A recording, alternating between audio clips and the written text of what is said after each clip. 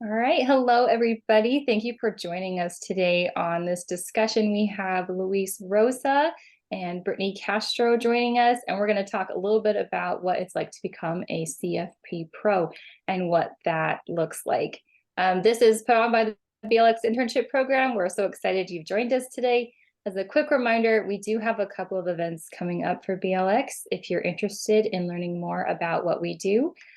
Currently, our application period is open. So if you're interested in getting an internship through the BLX internship program, you can now submit those directly on our website, blxinternship.org. We'll also be hosting an information session at the beginning of November for any interns interested in applying. It's a great way to interact with our co-founders and ask any questions that you may have about the program. So with that, we'll go ahead and get started. I'm so excited to have you both with us today. So Brittney and Luis, I want to start by you guys kind of telling us a little bit about your background and your career trajectory and how you kind of got into financial planning. Excellent. You gonna go first, Luis, or me? Ladies first. I know, I was like, gosh, I have to go all the way back. So, I got a degree in business economics in school. I had no idea what a financial advisor was. I simply just accepted a job. And it was good because I learned how to do financial advising. I learned how to get clients. This was more of a corporate kind of model where you had to work 60-hour minimum work weeks, and we had a schedule, we had dial days, and learned how to cold call and get clients that way. But it helped me, one, I think, just get discipline with like a work ethic, and then two, learn about the financial planning industry, what it was, that I was pretty good at it at that time. I was like, okay, I can make this work for a career. So that's how I got in. I literally just took a job. And then from there, the career path has evolved so many times, because once I learned, I do like this work, I like helping people. I also then learned I like more independence or freedom to do things like how I wanted to do them. And that evolved more into an entrepreneur type of model and having my own RIA for a handful of years, 8 years. So, but looking back, I didn't know any of that when I first started. So I think that's the important part, especially nowadays. I feel like there's so much overwhelm of like, what are you going to do with your life? What kind of career do you want? It's like, I didn't know all that. I just took a job, and that's how I learned. And I think that's an important reminder for us all in this type of economy and workplace right now. We just have to try things, see what sticks, see what works, see what we like doing and where our skill set matches with a career or a job, and then go with it. Thank you, Brittney. Yeah, I think you bring an important point about that independence, and the career choice. In this field, like, you can make things your own. There's a lot of room where, it's kind of like a double-edged sword, because in one way, there's no specific structure of how to get into this business. That's similar, let's say, if you compare it to, like, if you want to be a lawyer or a doctor, like, okay, I have to go to med school, right, and pass certain exams, and then you're in and work for a hospital as an intern and so on. But it's very different here. Like, you can come in from so many different angles, from sales to work in an independent registered investment advisory, or a broker dealer, or, one of the big large companies that you hear out there, like the wirehouses. So there's so many ways, right? It's just one of the reasons why it creates so much confusion, right? So one thing I wanted to point out was that CFP, right, stands for Certified Financial Planner. This is a designation that, for the most part, people voluntarily get, because it's not actually required to enter the financial industry. So you can get like your securities industry exam, or your Series 7, which is a stockbroker's license, or Series 6 and 63, which are different state licenses, and basically work for an RIA or a broker-dealer without being a certified financial planner. So unless a job requires that you have the CFP certification, it's not really necessary as an entering point. So for those of you out there that might have looked at already the path, which we'll talk about later, to become a CFP, it might seem daunting, but just wanted to let you know, you don't have to be a CFP right away. You can enter the profession and then choose to become a CFP later, right? Which I highly recommend, because it just opens up so many doors. So my story was I came from the Dominican Republic when I was a kid at age 11. So fun fact, I am a 6'4" Dominican that knows nothing about baseball to the disappointment of my country. And I came to the US, I had to learn English. So that was the first language I had to learn. And then later on, when I grew, I realized that the financial language was the other language I needed to learn. Because as a kid, and similar to what Brittney mentioned, like I didn't know what a financial advisor was. These are not the types of conversations that were being had in my house. When I went to college, I went to the State University of New York at Purchase College. There was no major for financial planning. I'm happy to see that a lot of schools have that nowadays. So I didn't know. I just knew that I like numbers and I like people. And in my mind in those days, I wanted to be a business major, but they didn't have that in my school either. So the closest thing I did was I got a BA in economics. But that's a very broad thing, a lot of theory. There's nothing really that you can apply specifically to working with individuals. So when I was about to graduate college, I was introduced to a CFP professional, and that's how I learned about it. But it actually took me a while to even understand what he did, because I sat in a few client meetings and I still couldn't figure out, like, what is this person like? He's just talking to people, and then I realized you're solving problems, you're thinking outside of the box, you're helping people make better decisions about their finances, which ultimately impact their lives. So we can make a lot of impact in this profession because you get to work with people and help them plan their lives, whether it's retirement, sending kids to college, buying their first home, vacations, right? Those are all the fun parts of the job as well. So that's how I got into it, and once I was in it for about 15 years, I got to see the impact that we can have, because I was in it long enough to see people that initially came to us as a brand new couple who started having kids, and then we helped them save for their kids' college, buy their first home, invest for their retirement, and I got to see that impact. And I just fell in love with the profession. And ultimately that led to me launching my own firm. So now I own Build a Better Financial Future, which is a fee-only financial planning firm currently based out of Los Angeles, but I work remotely with clients throughout the nation. So that's pretty much in a nutshell. And then I am one of the co-founders of the BLX internship program, because one of my passions is to help younger and diverse students and career changers to enter this profession, because you are needed.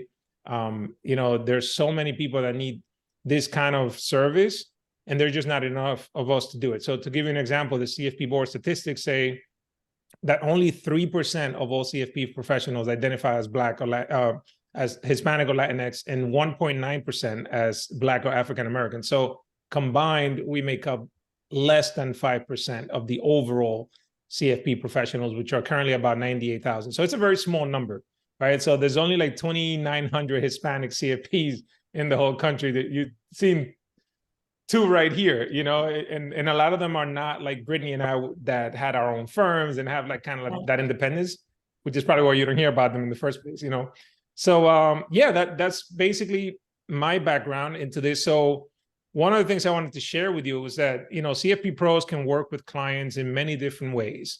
One of those, a lot of people have the misconception that, it's mainly driven by investments. That is just one aspect of it. So you can help people with their personal finances. Some CFP professionals choose not to even deal with investments, and they just help people make decisions about their finances and just guide them, how to save money on taxes, max out the 401ks, things like that. But also, I wanted to just give you an idea of what a traditional path looks like. So I'm going to share my screen. This is courtesy of Caleb Brown and New Planner Recruiting. Let me know, give me a thumbs up if you can see it. All right. Thank you. So this is a great pathway to financial planning that Caleb Brown put together at New Planner Recruiting. If you are in the market for a job, if you're already have your licenses, I highly recommend that you check out newplannerrecruiting.com. He has a lot of information for new planners, including the New Planner Recruiting podcast. So there's two typical people that enter this industry. One is either a student that went to a CFP program, and the other one could be a career changer, right? So this is a way to look at it from both ways, right? So the first time that you might enter the profession could be as an intern. And this is where the BLX program does most of its work. It's helping people get that first initial exposure into a financial planning firm so that you get to work with other CFP pros. You get to see what it's like behind a client meeting, what gets done before, after, how the plan gets implemented and all that. Some companies have a resident program. So like one of our co-founders, Sean Tidlaska, he actually has a resident program at his firm. So when you first get someone that's hired, they typically start as a resident, and over a 2-year period, then they start moving up. As they learn more, they can take on more responsibilities. So usually the next level is the associate financial planner. And here you basically support client relationships. You're like the quote unquote second chair, or you sitting on client meetings with the main advisor. You might take some meeting notes. You help prepare for the meetings, prepare the financial plans, and then handle any follow-up as well that might result. There's usually going to be some action items like, okay, the client has to get an insurance policy or something like that. And then you follow up with them to make sure that the plan gets implemented. Then there's the lead financial planner. This is the person like the quote unquote first chair, that is the main point of contact, the main person responsible for the relationship with that client. A lot of lead financial planners are also typically tasked with developing new business. So not only do they work with clients one-on-one, but they also bring in new business into the firm. And usually there's some sort of compensation structure where it could be a base salary plus some sort of commission or a split on the revenue or whatever that client generates as far as income. Some firms have financial planners that are just service advisors, and those advisors technically are just responsible for maintaining the relationships of clients that are assigned to them, and it's not necessarily a role that is required to bring in new business. So it depends on the firm. So I know some people that shy away from this industries because they don't want to sell stuff, and there's also a misconception. You could be in this career path without having to actually sell. You could just work with people and provide advice, right? So you're not in charge of selling stuff, which is something that a lot of people just shy away from, right? And there's nothing wrong with that, right? Like we all need life insurance and estate plans and all that. So all these products do make up a great portion of the recommendations you give clients, so that play an important role. There's also the senior financial planner. Typically, as you level up in these roles, you're going to notice that the business development aspect of it grows. A lot of senior planners probably have a small team. A very common way of operating as a registered investment advisory, a lot of you might have heard of a diamond team, where you have like a lead planner at the top. It's basically just 4 corners, and then you have 2 people on the sides. So it could be like an associate planner or a para planner. And then the other edge would be someone that maybe handles more of the administrative stuff, no account openings and things like that. And then a lot of companies then have multiple diamond teams. So a senior planner might be more like maybe training other younger advisors, new business development, and they still have their own relationships with individual clients as well. And then there's also a lot of firms that offer partnership, the same way that you would become a partner as, say, if you were a lawyer, you could become a partner at a firm as well. And that depends on the firm, the way they want to structure it. Sometimes it's a combination of how long you've been at the firm. You may have to buy into the practice and actually, give them some sort of money so that you're like part owner of the company. Another common thing that you may see if you have a smaller firm, like say if you have a solo advisor that's been in business for a long time, maybe they're reaching the age of retirement, you have the opportunity with some of these individuals to maybe set up some sort of succession plan where if you're working with them, you buy into the practice, and then ultimately you can have an arrangement where as they phase out into retirement, you could then become the owner of the firm. And obviously there's some sort of buyout agreement and things, but that's also one way to eventually get larger without having to go and like get your own clients if you join a firm that has the possibility, over the years. So this is what your typical track kind of looks like, So I wanted Brittney to tell us a little bit about what you're doing now that's different from that like traditional pathway, So you're doing videos, you're doing corporate partnerships, speaking engagements. I've seen you at conferences. Brittney had a salsa class at Future Proof, which was amazing. So tell us about what you're doing now, and just how fun it is, and how you reach a broader audience as a result. Yes, I love that diagram. That was so helpful. So when I started, I was a financial advisor at a broker dealer. So that was like how I got training, experience. Then I got my CFP. when I was 26 years old. And so I think I didn't fully understand all of these different options. At that time, all I really knew was there was this broker-dealer model, and then there was an independent side of the broker-dealer that I was at, and that was where I was trying to get. Then when the economy changed in 2008, 2009, when we had a recession, that transition to go from this more employee, even though I was in charge of making my own money, like commissions, to this independent route, it got harder to do that transition. So that's when I started to explore what else is there. And then I found an independent broker dealer that I went to. And then from there, I was researching RIAs because ultimately I wanted more freedom to do my marketing online, which is where eventually it went full time. So when I was at that independent broker dealer, I was kind of building my brand in the sense of getting it ready to have my own RIA. And my goal with that RIA was really just to have more freedom to do marketing. And so when I did the RIA, I didn't expect all of the other things, but when I had that independence, I was able to get right away. I got this consulting. It was at that time, it was like more or less a consulting gig. But if I look back, it's basically an influencer or spokesperson contract with a company. And I was hired for the year to create their video marketing, interview entrepreneurs who were under 30 about their career paths. So I got a lot of training. And I worked with that company for 3 years. And then I eventually worked with Chase as a spokesperson for 3 years in their Hispanic markets. Then I went to Mint and Intuit.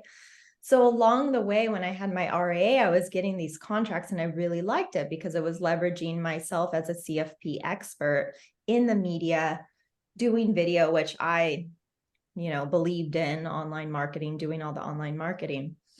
And eventually I decided, okay, it's time for me to let go of the financial planning side of my business. So I made an exit. I sold that part of my business to do the speaking brand partnerships full time. And then last year, I decided to get back in a little bit, but just do insurance and annuities for clients. That way I could still use my CFP knowledge, CFP skills and talents, but not be so involved because I do all the other parts like the speaking and brand partnerships too. So that's where I'm at now. I sold my RA. So I've been at a broker dealer, went to an independent broker dealer, had an RA, sold my RA. And now I just have a company where, like you said, it's unique. It's very unique. The way I leverage my experience as a financial planner throughout the years, my credentials as a CFP, my natural interests of marketing and, my skill sets of being able to market online through video or social media to kind of create this version of a business that maybe is not on that map directly, but the cool part is I had no idea all of this existed. That's why I say it's important just to take that first step. And I think having the CFP, I'll tell you this, has allowed me to kind of I've always used it as a badge. Like, hey, I'm a CFP, hire me. 1, for financial planning, but then 2, I realized it was so valuable in terms of becoming a paid speaker, getting these brand partnerships as a spokesperson for the company. They loved the fact that I was a CFP and I had this experience working with clients and I could bring that into the marketing campaigns and say, yeah, great. You want to talk to your demographic about XYZ, financial planning topic, but here's how it really goes, right? So I would work with the company and the marketing agency to say, here's how it really goes with clients when you're working with them. So I found this sweet spot that works for me, my vision, my talents, and it's very unique. Yeah, it sure is. I love how you created your own pathway. Like it definitely was not on that map there. But the cool part is I've had experience in a lot of those different parts of it, along the way. My path, allowed me to get to this place now where I created my own version of, a combination of what's on that map. Yeah, for sure. And, I've seen people use CFP certification in other routes. Like, for example, I've seen a lot of reporters and journalists that maybe they report on personal finance. I've seen a lot of them get their CFP certification, even though they don't work with clients, just to learn more and be able to talk better about the topics that they're assigned to report on, right? So it's pretty interesting for me to see that. Like sometimes the journalists will reach out and like, oh, they're a CFP too. That's cool. But they don't Yeah, work and with another clients. cool part is a lot of these financial influencers that are online from TikTok, Instagram, especially within the recent like 3 years, who have huge followings and are more or less like, you know, the legit ones, the financial experts, are going to get their CFPs. So I know a handful of them. So it's interesting, right? Because maybe they started over on TikTok, they grew 1 million followers, but now they're coming and wanting to have their CFP, open a financial firm, or create some sort of product for their people. So it's a nice, I mean, there's so many opportunities. I think it takes work, but once you, I mean, for me, the CFP is invaluable. Like, I'm so glad I did it when I did it. I'd never want to have to think about doing that thing again, but it was worth it. I agree. Yeah, that I found it very invaluable too. It opened up a lot of doors that I didn't even know existed once I got the certification. So I definitely feel like it's the gold standard. So I'm going to show briefly what the certification process looks like. But I also wanted to mention that there's so many pathways, just kind of reiterate that. For example, like in my case, I chose to open up my own firm. So I worked in the broker-dealer side for a while. Then I worked for some RIAs, and then ultimately I launched my own practice, which gives you a lot of independence, right? I choose who I work with. I don't work for the bank. I don't work for an investment company. I work for my clients and I work for myself. So I make my own schedule. You know, obviously there's a lot of pluses, right? You got independence, you choose your clients, make your own schedule, but at the same time, you are a business owner. And there's some stuff that comes with that that pulls you away from being a financial planner, because at first you got to be your own bookkeeper, your own marketer, your own compliance person. You wear so many hats, and that has its own challenges, right? But it's a possibility. A lot of my colleagues open up virtual practices, kind of like myself, where we work remotely out of our houses and work with people via Zoom and other methods, right? So you have the flexibility of being able to move if you wanted to. You don't have to necessarily go into an office, you know. So there's ways that you can build to get up to that level if that's something you choose. You know, I usually recommend go the traditional path if you're new in the industry, and get your education on somebody else's dime, basically, because a lot of companies would pay for your CFP certification. So stay there for a while, learn, get a mentor, and so on. And we'll talk a little bit more about that. And then if you want to launch on your own, absolutely, or create, you know, maybe you want to start coaching or doing more education stuff online or whatever, you know, there's an opportunity for that. So I'm going to share my screen again. What I'm sharing, you can view by going to cfp.net and just click on get certified. But I'm going to share the link on the chat as well, so that you have access to it. So show you real quickly what this looks like. So there are 4 C's to the certification process. It's education. So you have to have a certain education requirement, not only your bachelor's, but also complete an education course that is CFP approved. A lot of people can do that via college, or you can have an independent company that you will go through. Like in my case, I went to the Dalton Review, and basically it was kind of like a year of college. I started in September and ended in May of the next year. You take a series of courses about investing, taxes, behavioral finance, which is a new topic now in financial planning. So that's the education requirement. You have an exam that you need to pass. Now, these are not all necessarily done in the same order. It depends where you come from, and I'll show you that as well.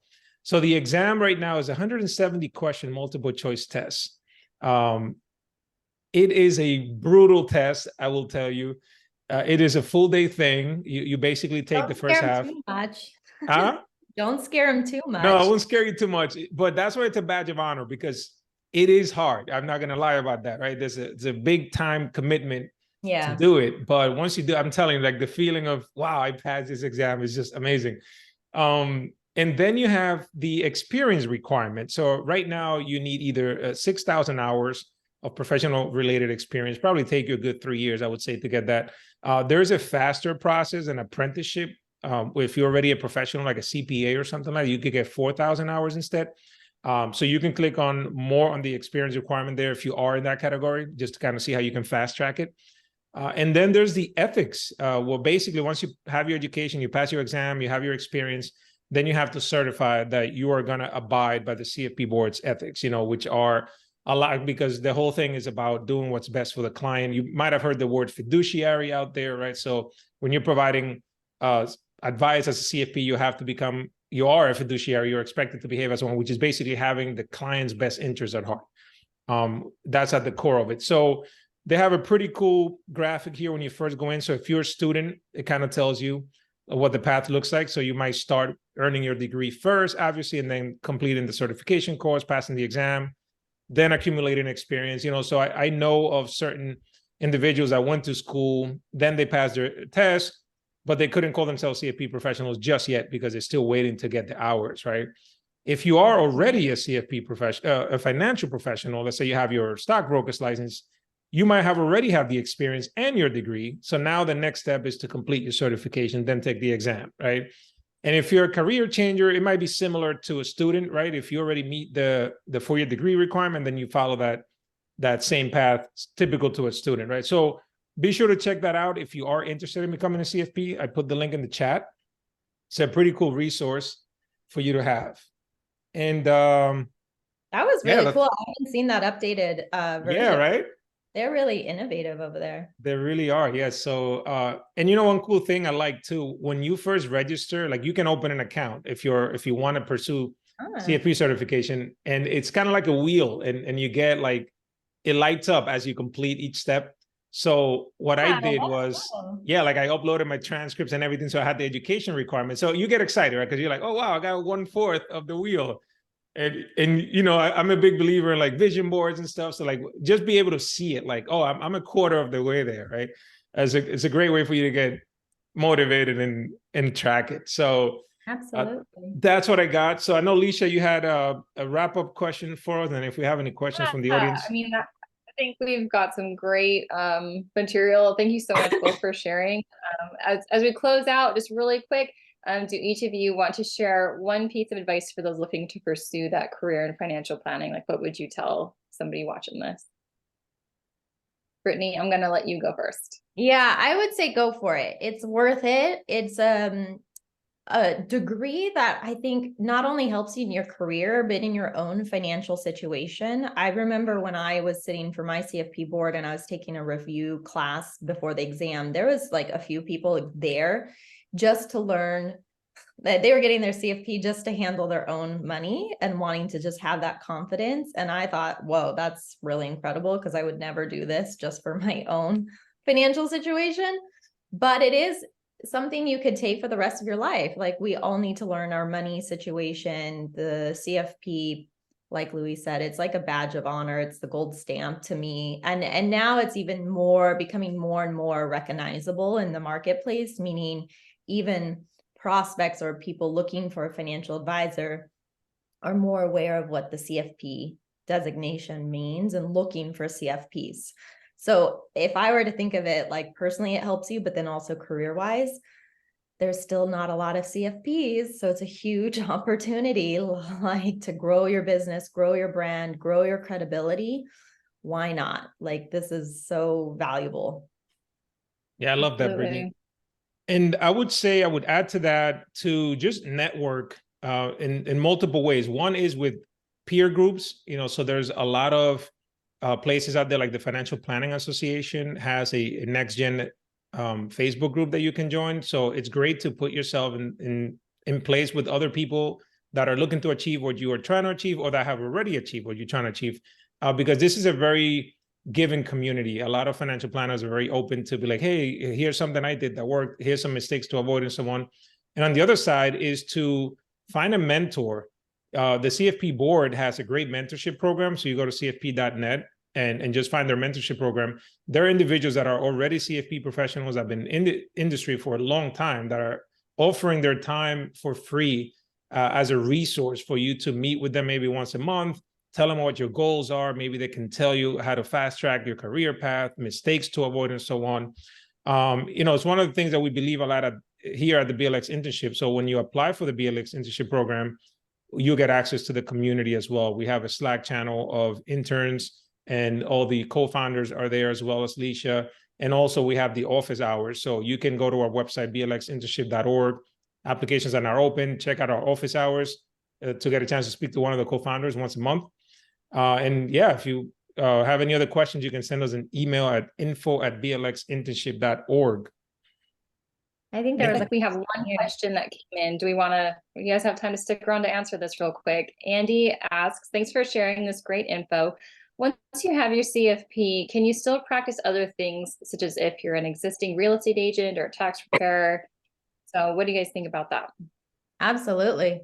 It's just enough. I mean, I think I have like 4 credentials after my name, but to me, the CFP like trumps most of them. But obviously, if you're in other segments like CPA or real estate, it would only help. It wouldn't take away from other areas or industries that you might work in.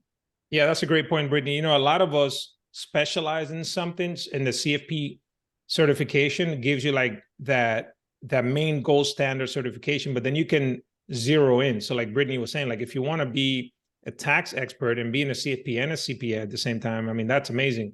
You know, in my case, for example, I have the enrolled agent certification, which is a designation that is the highest designation that the IRS gives out. You know, you have to take 3 exams and pass a background check and all that. But ultimately, it gives me the ability to prepare tax returns, which I do in my practice. So I'm a very tax-focused CFP professional within my practice. But you can branch out into different things. You know, that's one of the beautiful things about being able to have this independence. You know, now you see a lot of people that are specializing in things the same way that you see lawyers and doctors do. You know, how you have divorce attorneys, right, and real estate attorneys. You're seeing that a lot more in the personal finance field. I have colleagues that specifically work with people that have student loans. I have colleagues that work with people that are in tech and they have stock options. You know, so you can zero in, like if you have a niche of people, you are from a specific background, like in my case, I work with first generation wealth creators, you know, so I work with people like myself who were either born in another country or they came from immigrant parents and they're the first in their household to have a college degree and a 6-figure job and so on, because they might have not access to that education. So it's great. Yeah, you can branch out and combine your CFP certification with something else and just create your own niche or go after something that you're truly passionate about. Absolutely. One more question came in from our audience. It says, as a career changer, what is the best way to earn the hours if you're not ready to leave your current full-time job? Yeah, I'm going to do a shameless plug here. The BLX internship.